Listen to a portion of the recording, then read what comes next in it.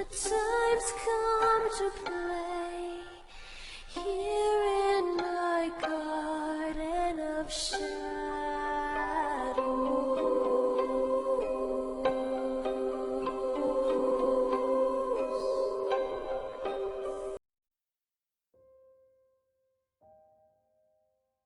Hello, I'm Runya, aka Media Adaptation.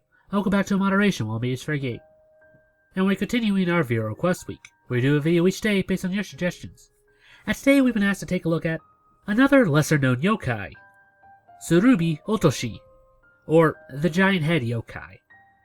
Its name literally translates out to dropping like a well bucket. But to understand that, we'll need to talk a little bit about the spirit. Tsurube Otoshi lurks on the top of cliffs and treetops late at night, and waiting for unsuspecting creatures to pass underneath it.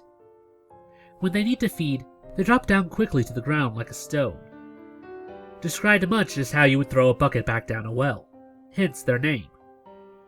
The goal is to trap an animal, or human if this yokai is large enough, to eventually eat them. They then slip up the tree or cliff face, sometimes singing a monstrous tune, challenging others to try and pass underneath it. They enjoy this style of killing, letting out a horrible, golfing laugh as they hunt and devour their prey. When they're not hungry, Tsurube Otoshi will sometimes drop down and crush people just for the fun of it, instead of eating them. They could also drop large rocks or even a well bucket, as kind of a twisted sense of humor on their name, onto their victims below. This normally won't kill them, but they enjoy inflicting the damage to them. Travelers passing underneath tall trees and cliffsides late at night are wise to keep their heads up, or else they'll be crushed by this falling spirit. While not a standout yokai, he is often seen whenever they use a bunch of them together. He has appeared in anime like Gegege no Kitaro, the live-action version of the anime Game Zero, another series called Natsumi, as well as in the webcomic Irma. And I wouldn't be surprised if he's popped up at least a half dozen other times as well. The last thing to note is a lesser version of this yokai, which made appearance in the Toho franchise. Again, at first glance, they seem to be completely different entities. Again, back to what his name means, you can understand how this adaptation happened. Although through all my research, I still haven't found any way of how the heck they climb back up a tree without hands.